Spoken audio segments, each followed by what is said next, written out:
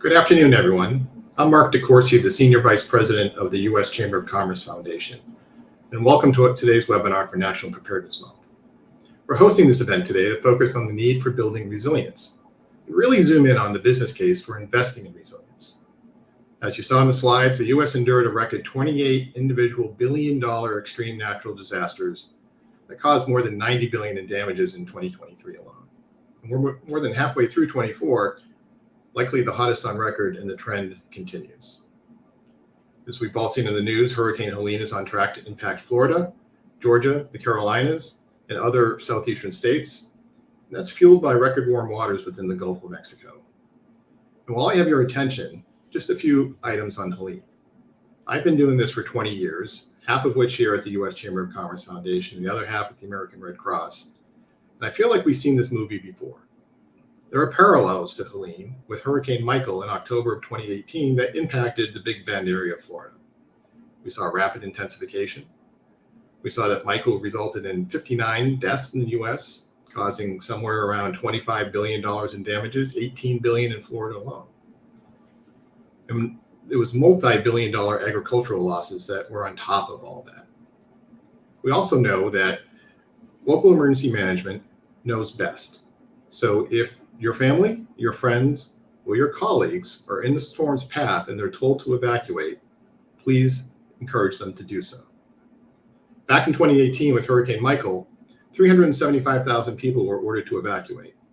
Surveys were done afterwards, and we found that only half actually did. We can't afford to lose anyone's life, and including our first responders who are so brave to help people. So again, family, friends, or colleagues are in the storm's way, please tell them to heed local emergency management orders. Also, if you're a company and you want to support nonprofits, now is the time to do so. Some nonprofits are already activating, sending employees and goods and services to help those who are in the storm's path. What we do know is cash is best, particularly in the beginning. And the U.S. Chamber of Commerce Foundation will be launching our corporate aid tracker shortly to be able to itemize what you as your companies have already been doing.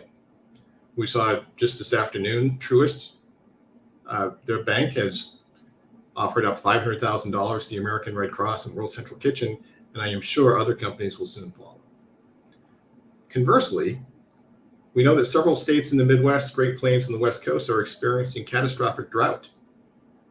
Nationally, nearly half of range land and pastures are rated in very poor to poor conditions, according to the U.S. Department of Agriculture. So climate disasters of all types have catastrophic first order and second order consequences, highlighting the need for greater resilience, which brings us here today. Many of us on the call know that mitigation works and resilience is needed. Recent research released by the U.S. Chamber Foundation, Allstate, and the U.S. Chamber of Commerce helps make the business case for strengthening community resilience to increasingly severe weather. What we found is this: every $1 spent on climate resilience saves communities $13 in damages, cleanup costs, and economic impact.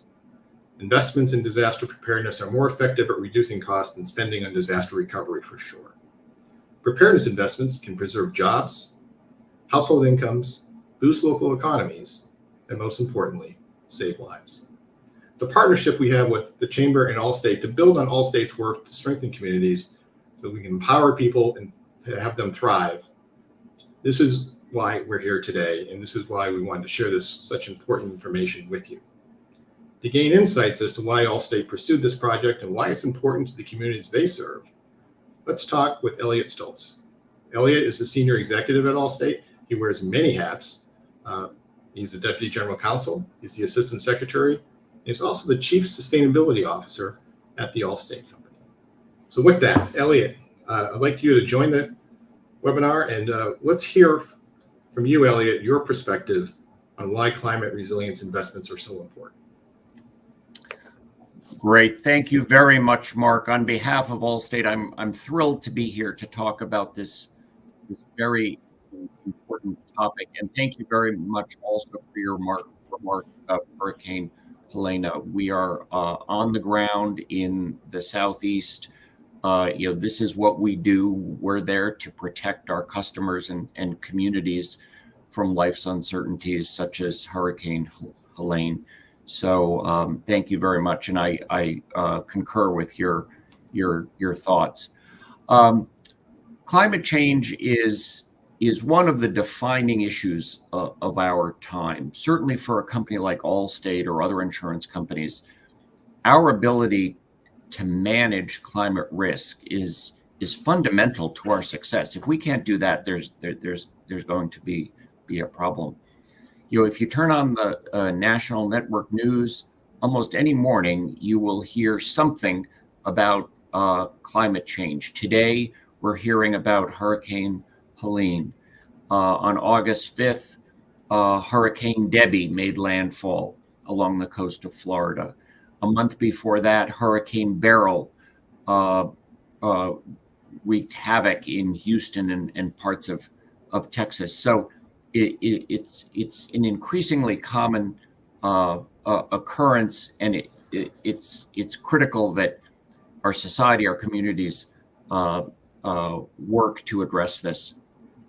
A lot of work has gone on into climate mitigation, and that's critically important. And Allstate is doing a lot to reduce its emissions footprint and to work to mitigate temperature rise.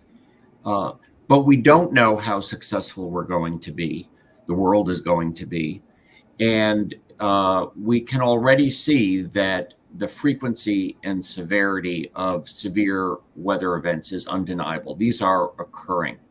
So in addition to mitigation, we believe that it is critical that we focus on resilience. Could you turn to the first slide, please? You'll see here that meteorologists are predicting or have confirmed 1,259 tornadoes as of July 2024. That's an astonishing number. 23 named storms are forecasted for 2024, with 12 expected to reach hurricane status. And the National Interagency Fire Center says that in the first 7 months of this year, we've had more than 28,000 wildfires that burned more than 4.4 million acres. Those numbers are just astonishing. Next slide, please.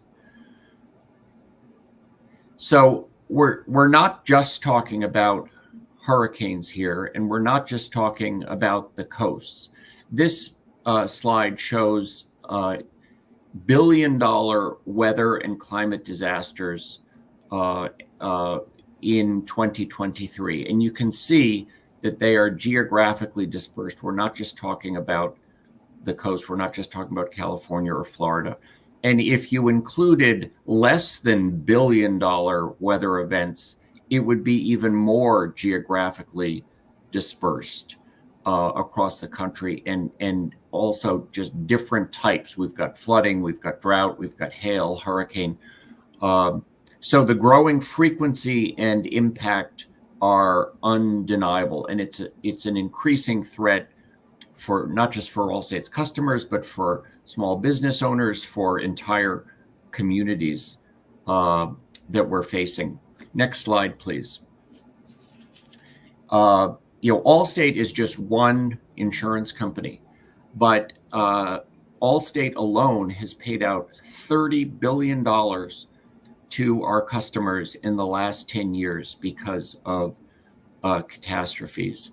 We've paid out $42 billion across all business segments just in 2023. My point is, these numbers are staggering. We've been doing this work for decades. We've been managing the effects of climate change for more than 25 years. We've been helping our customers recover from these catastrophes. But it's critical that we start to focus on resilience. Next slide, please. Roughly 2/3 of Americans don't even have a set plan for natural disasters.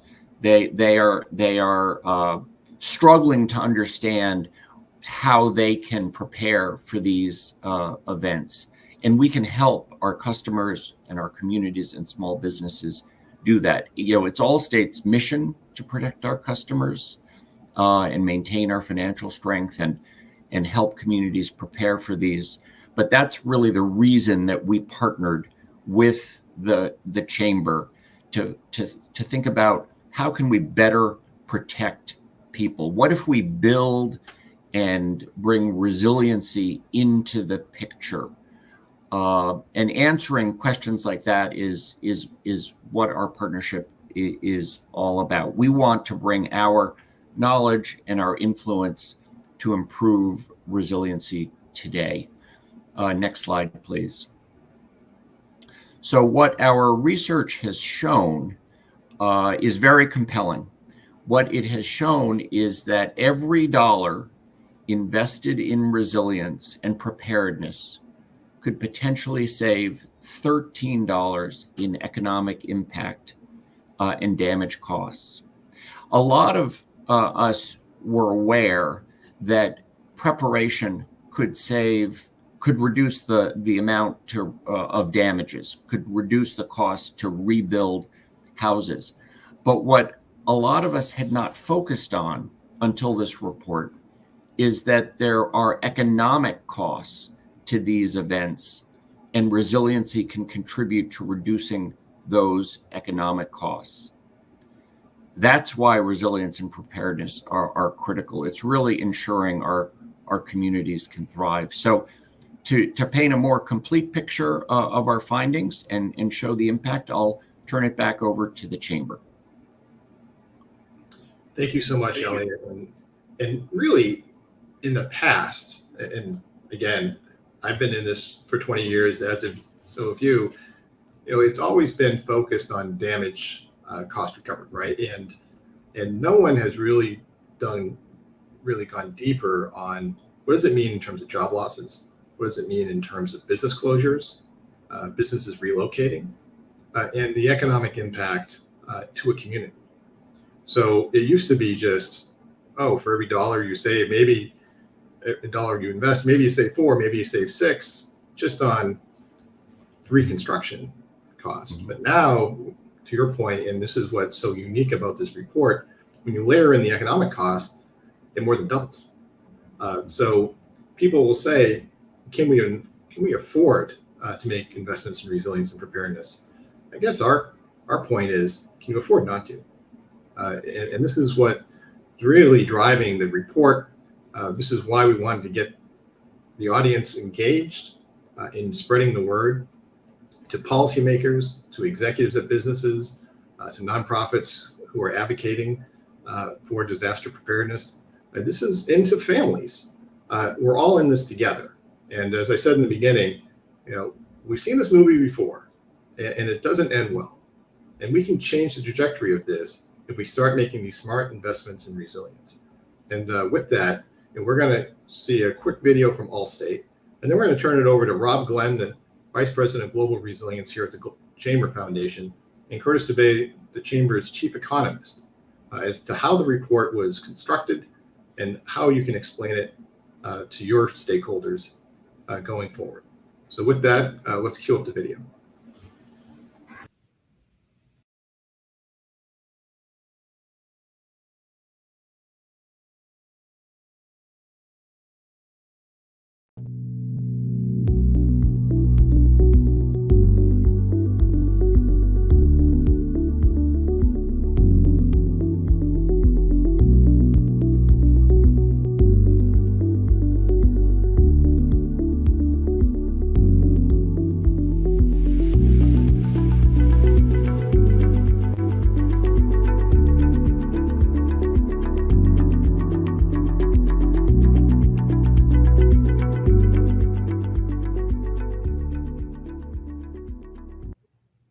Good afternoon, and thanks again for joining us for this discussion on new research helping provide part of the business case for preparedness and community resilience and examining the economics of more frequent and severe disasters. The report that we're discussing today is a collaboration between the U.S. Chamber of Commerce, the Chamber of Commerce Foundation, and Allstate. The partnership was driven by a shared commitment to enhancing community resilience and economic stability. The U.S. Chamber of Commerce and the Foundation have long been focused on creating solutions for the challenges facing businesses and communities. Allstate, with its expertise in risk management and insurance, brings valuable insights into disaster preparedness and resilience.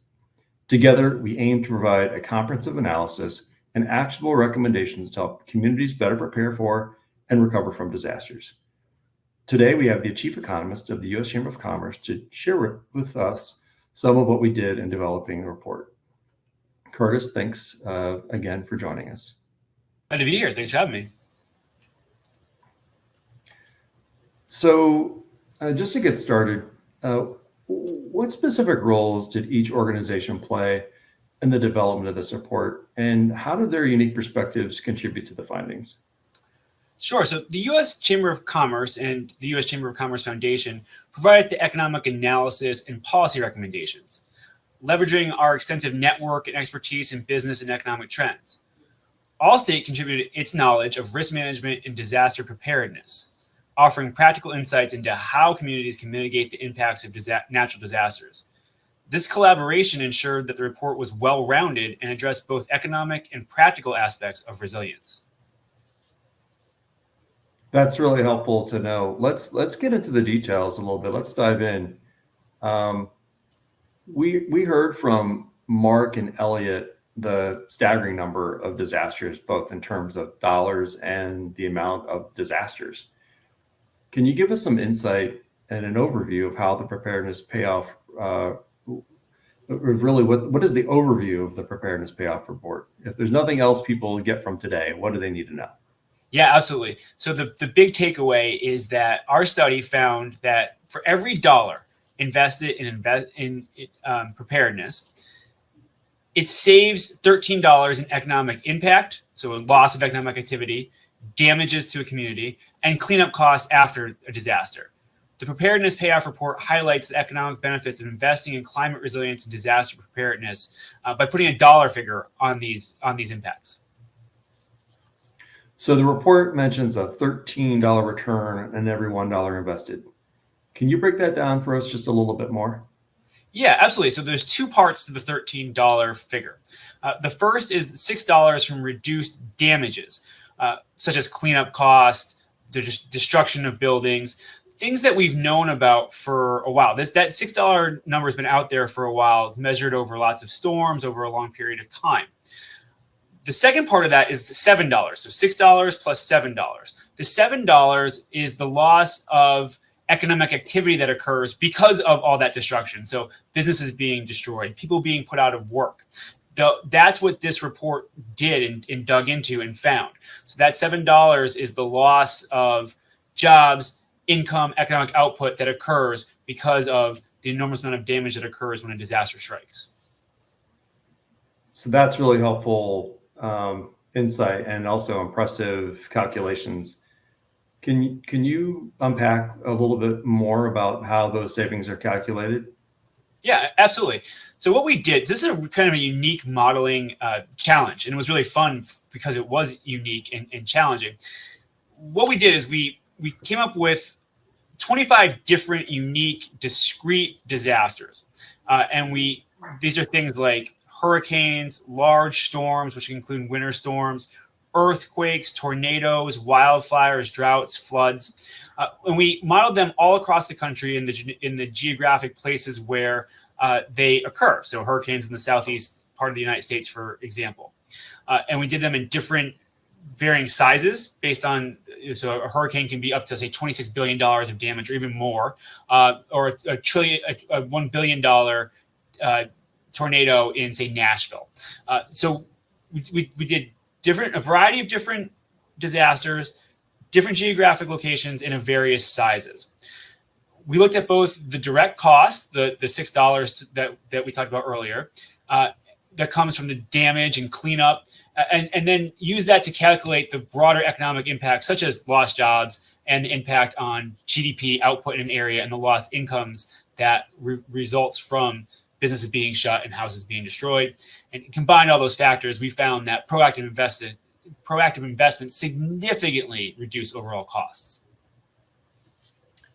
One of the differentiators of this research seems to be that it was really driven by the private sector and not really exclusively focused on federal dollars to improve community preparedness or mitigation or to achieve some sort of resilience. And how did you build on some of the previous research, such as mitigation saves, that was done by the National Institute of Building Sciences? Yeah, so it's important to remember that research really is the foundation on which our analysis built off of. We couldn't do it without that. We needed that to start from. And that the mitigation saves research highlights the economic benefits of investing in natural hazard mitigation. It shows that for every dollar spent on mitigation, society saves an average of $6 in future disaster costs. This includes measures like adopting up-to-date building codes, retrofitting existing buildings, and improving infrastructure resilience. So in building on that, you've also gone beyond mitigation in this research. Right. Yeah. The Preparedness Payoff Report delves deeper into the specific economic impacts of preparedness investments. It highlights how proactive measures not only saves lives and reduces property damage, but also ensures business continuity and economic stability in the face of natural disasters. You have to remember, there are a lot of people that are put out of work when a disaster strikes. Now, sometimes this is as simple as or as short term as you can't get to work because a road is out for a while or electricity is down. But a lot of times it means people are put out of work permanently because a business is destroyed and never reopens. These have extensive and long-lasting economic damage and impacts, and it hadn't been measured before. This was the first time that anyone's ever endeavored to do so. And we often say that when the economy comes back, that's when you know that the community is recovering from a disaster. You've helped us understand the methodology and some of the principles behind it. Can you share some of the findings of the report itself? Yeah, absolutely. So first, there's economic resilience. Preparedness investment leads to significant economic resilience. Businesses that invest in mitigation are better positioned to withstand and recover from disasters, minimizing downtime and financial losses. So that could be not having their systems go down, not having their buildings destroyed. There are so many different ways that businesses can withstand disasters if they prepare for them beforehand, and we were able to capture those benefits with our analysis. There's cost-benefit analysis. Similar to mitigation saves findings, the Preparedness Payoff Report demonstrates that every dollar invested in preparedness yields substantial returns, including reduced insurance premiums, lower repair costs, and sustained economic activity. You add those all up and you get that $13 of benefits for every $1 invested in preparedness. And then lastly, the community impact. Preparedness measures protect jobs, maintains local economies, and enhances overall quality of life by reducing the severity of disasters. And that's really what this all comes down to at the end of the day. What we want is less disruption to lives, less people having major impacts because of disasters, and we can really reduce those negative consequences if we prepare for them in advance. You know, Curtis, it just struck me that normally you'd hear that coming from someone like me with a history in emergency management. This is coming from you, who's an economist. Another takeaway from the report also seems to be that investing in preparedness can be considered a strategic economic decision that potentially creates a sustainable competitive advantage for those that are really resilience oriented. Yeah, so I think that's absolutely right, and I think it's a key thing to remember about this report.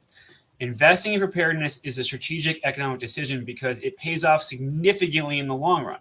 It not only reduces the immediate costs associated with disasters, but also ensures long-term economic stability and resilience. This proactive approach helps safeguard businesses, communities, and the overall economy from the increasing threats posed by natural disasters.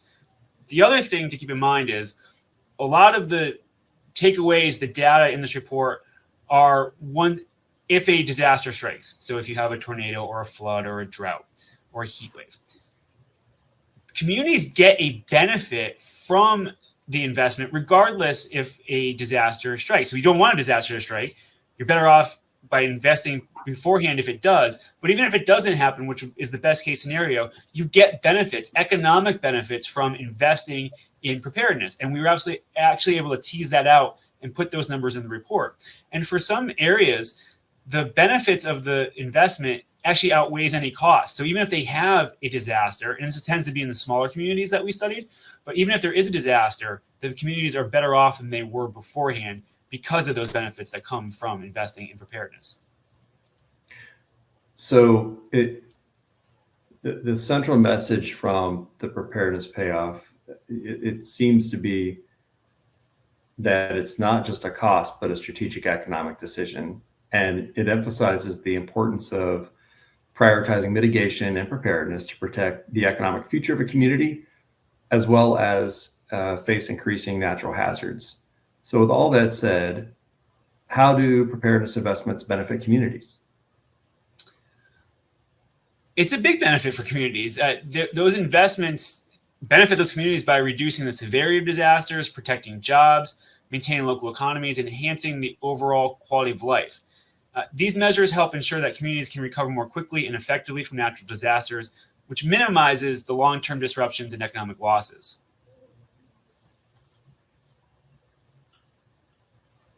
So can you share some specific examples of how these investments work?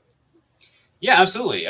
Examples include strengthening infrastructure, improving early warning systems, and implementing better land use planning. These measures not only protect physical assets, but also help maintain economic stability in affected communities.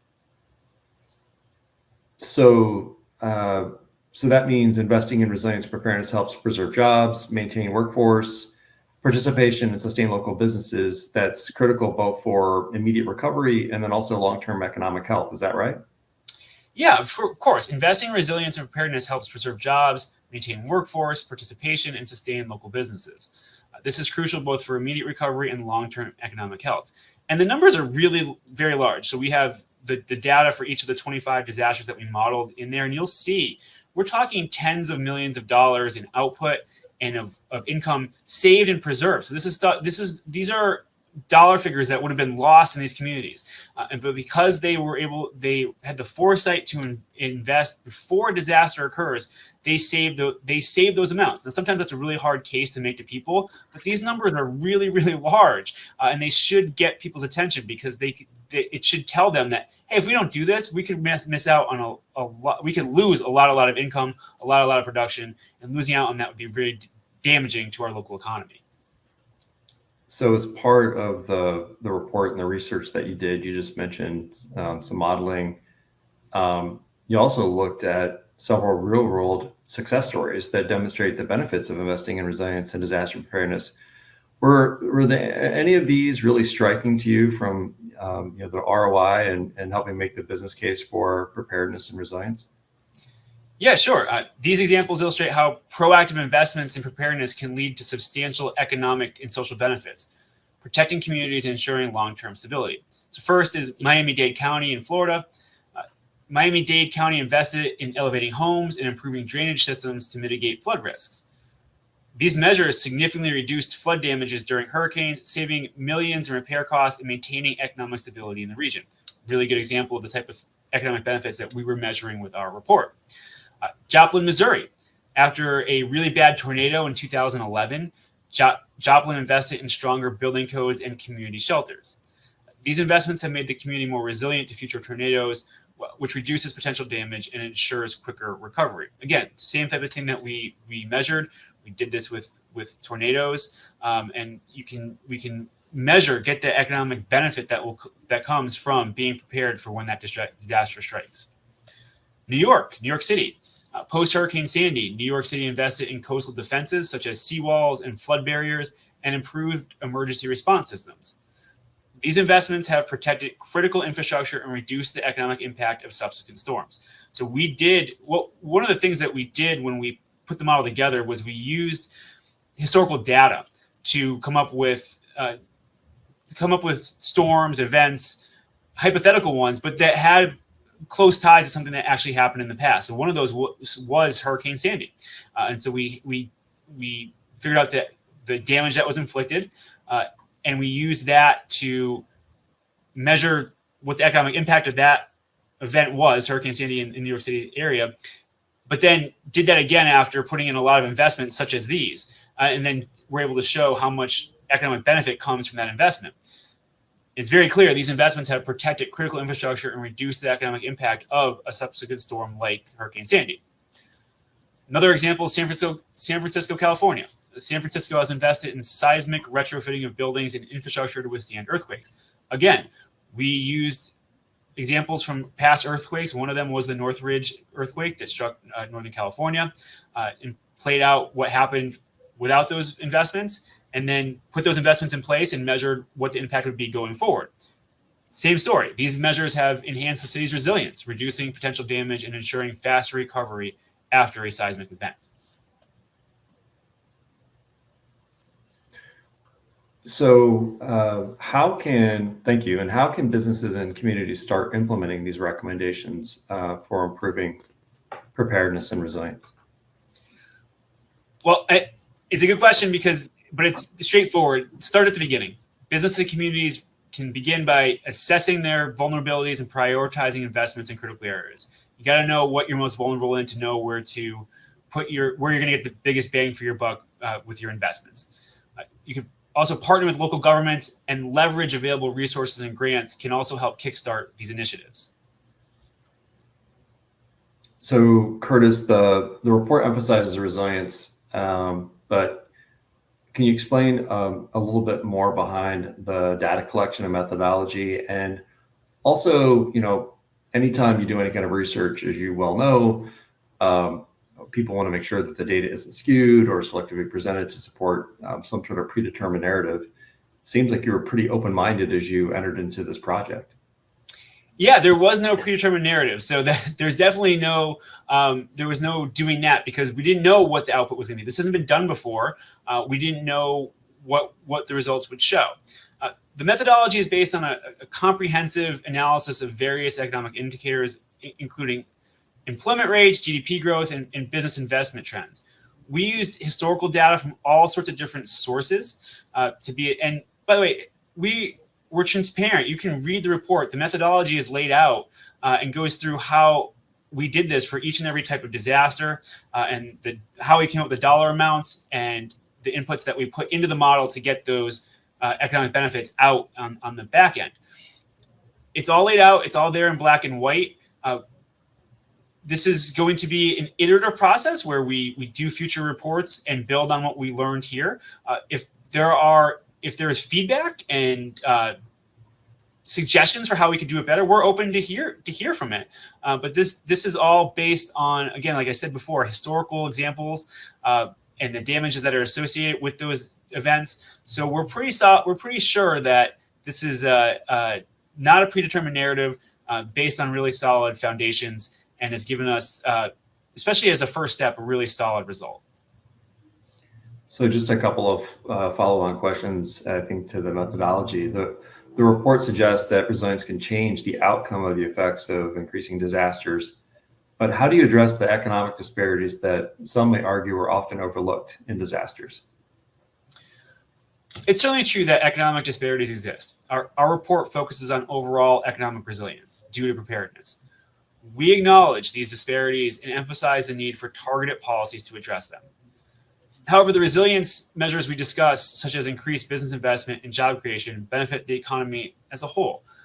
While we can indirectly help reduce disparities over time, it is roughly true that the more stable a community is in its economy, it will likely fare better in a disaster context. And you can see some of that. And again, we did a mix of geographic areas. When you do a mix of geographic areas, you're going to be looking at a mix of different socioeconomic levels, and you can kind of do that analysis on your own with the data provided.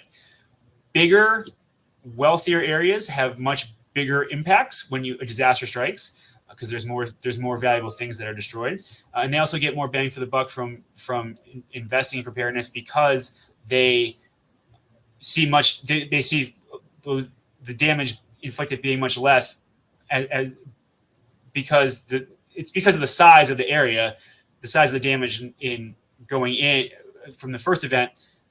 you save a whole lot on the back end. It doesn't mean you don't save a whole lot in smaller areas with lower incomes and lower socioeconomic status. There are still big absolute dollar terms of savings when it comes to those communities as well. Thanks for sharing a little bit more about the methodology and some of the resources there. How do you ensure that the interpretation of the data itself is objective and not really influenced by any kind of external pressure? Well, there was no external pressure. This was we came up with the methodology. It didn't come from any existing sources. There was no marching order to come up with any particular result. And I think if you mix those two things together, you're going to get a pretty straightforward end result. And I think we did. So Curtis, you've outlined methodology, process, the benefits. And from your point of view, why is it important for the business community, particularly large corporations like Allstate, to invest in resilience and disaster preparedness? Yeah, so it's a really important question. Investing in resilience and disaster preparedness is crucial for the long-term stability of both businesses and communities. For large corporations like Allstate, supporting these initiatives helps reduce the economic impact of disasters, which in turn benefits their customers and the broader economy. That's going to be good for everyone. Additionally, businesses that invest in resilience are better positioned to recover quickly from disruptions, ensuring continuity and protecting jobs. All right, Rob, you've got to ask a lot of questions. Now I'm going to flip the script and ask you,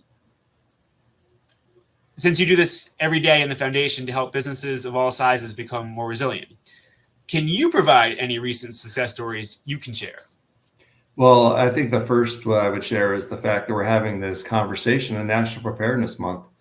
And this research really opens a national conversation on resilience, raise awareness on the need for and the options that exist in communities both large and small.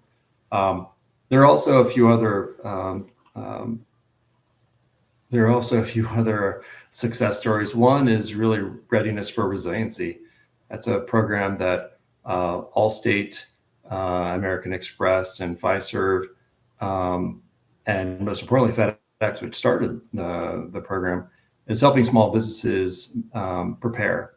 So we have been able to prepare roughly 5,000 businesses to be ready for disasters. And then also we've been conducting some research related to small businesses as well to improve our resilience in a box and making it much more accessible to small businesses. So those are a couple of the things that we do in addition to hosting webinars like this with you. So Curtis, hopefully, by sharing these valuable insights, it's really clear that investing in preparedness pays off in many ways. I know you can't stay with us the whole time, but before you leave, what's your closing message that you'd like to share with us regarding the importance of preparedness? Well, thanks. And thanks for the opportunity to do that. Preparedness, to me, is not just about mitigating risk. It's about ensuring long-term economic stability and community resilience. Investing in preparedness today can save lives, protect livelihoods, and secure a prosperous future.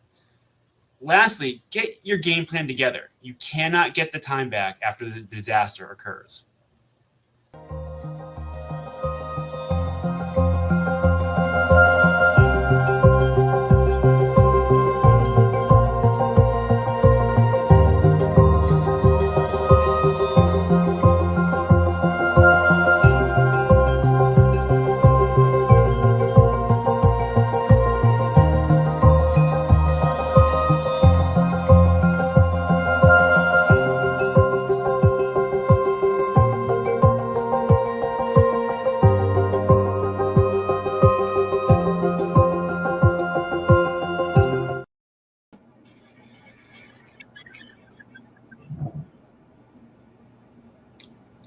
And we're back for some takeaways and input from the audience.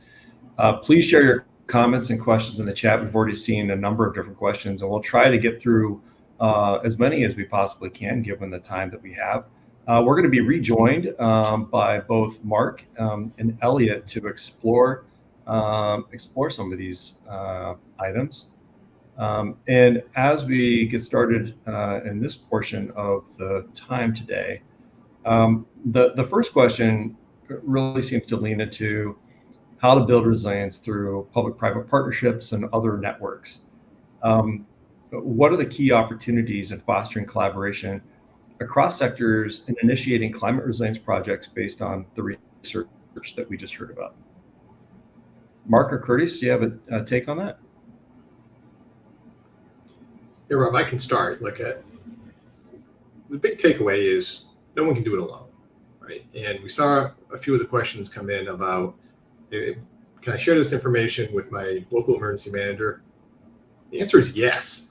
Please do that, right? And don't stop there. And if you can build a coalition in your community between local government, between businesses large and small, and include your local chambers in that, because they're heavily incentivized to make sure their community is more resilient, as well as the nonprofit community, you can make real progress. This does not have to be a federal solution. The federal government needs to be involved, and we need a national conversation on this. But a lot of the change can happen locally, but we need people to start it in each community.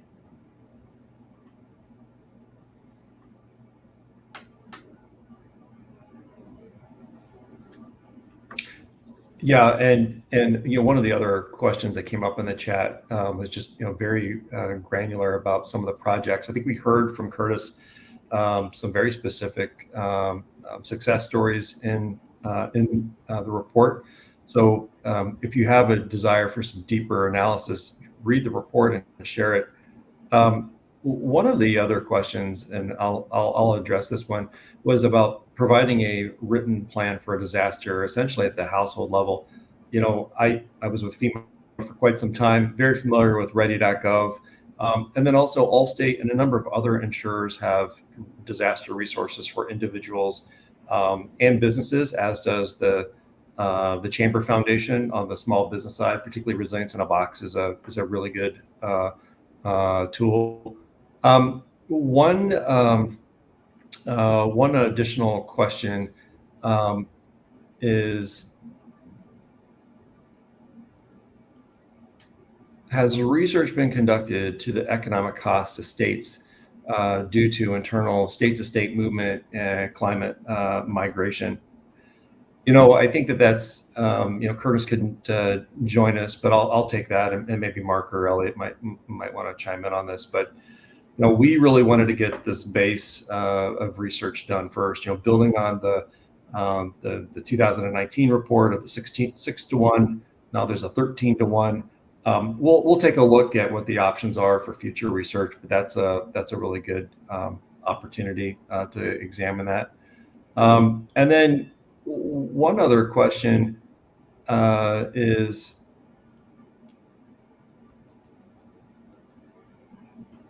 I'm scrolling through, apologies. It's really about community. And how can you really get involved in the community? It might be a little bit easier on the response side of a disaster, but pre-disaster preparedness and resilience, what are some ways to really plug into the community to achieve the return on the investment that we just heard about?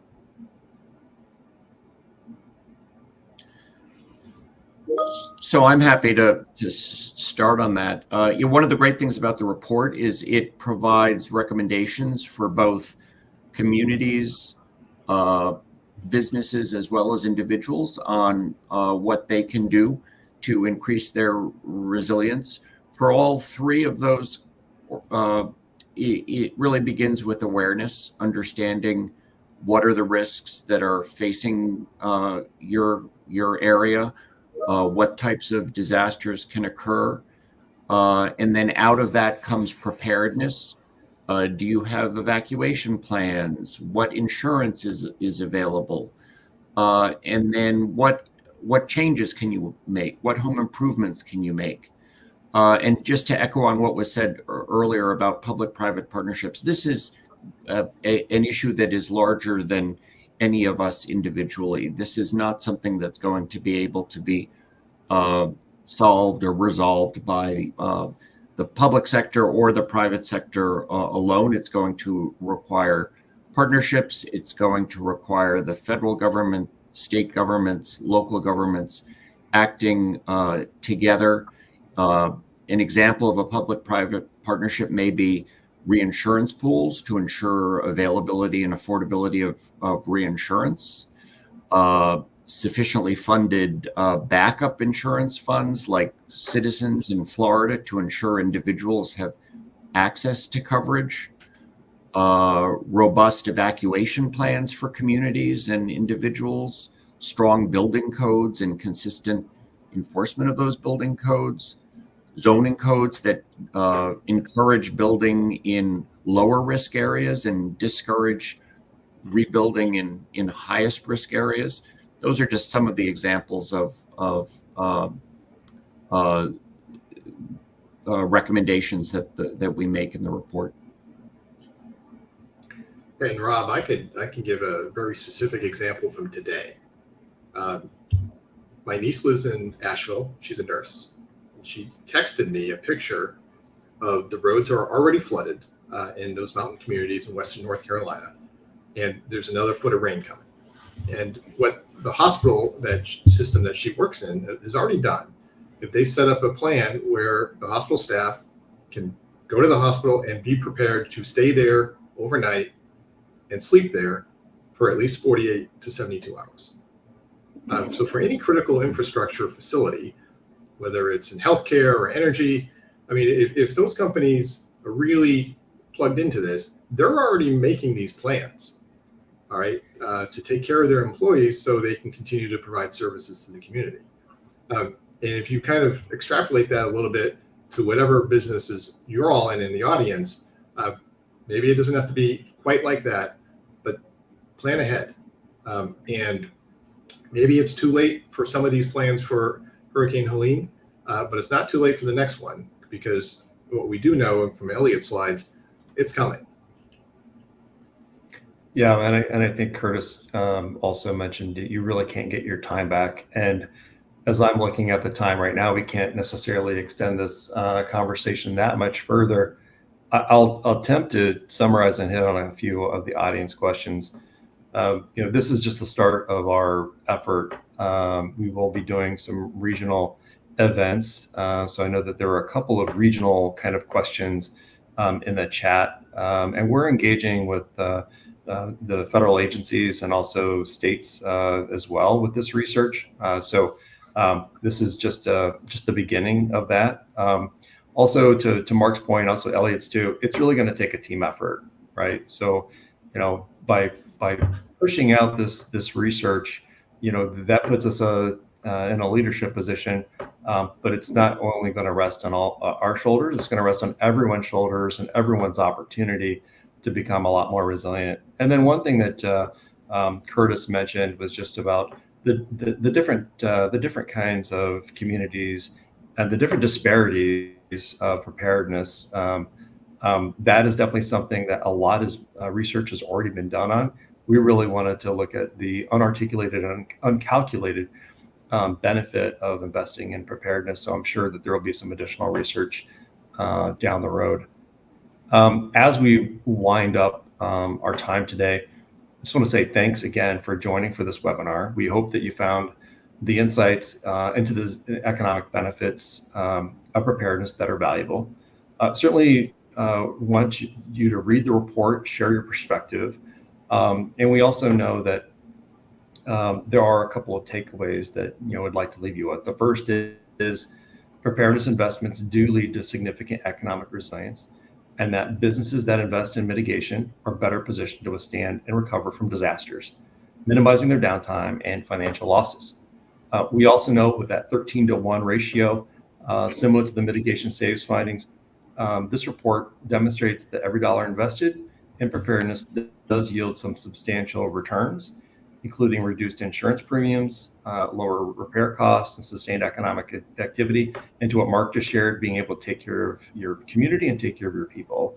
And so from a community impact, protecting jobs, maintaining local economies, and enhancing overall quality of life by reducing the severity of disasters is paramount. And so as you think about this report and how you may want to take some action within your own community, or as an organization, you may be interested in partnering with us, just reach out to us at resilience@uschamber.com. Now, in thinking about Hurricane Helene and many of the other kinds of disasters, large and small, that our nation is confronting right now, the U.S. Chamber Foundation does have the Small Business Resilience Hub that offers practical guidance and resources to help protect businesses and employees.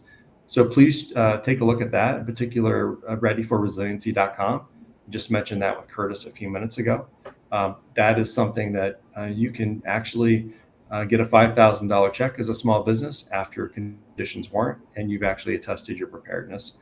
We also have our help desk available, and Mark mentioned at the top of the hour, we have a resource page and a corporate date tracker will go live going into the weekend on our website. I want to thank Curtis again for his expertise and time today. Crunching those numbers was fun, according to him, maybe not for others of us.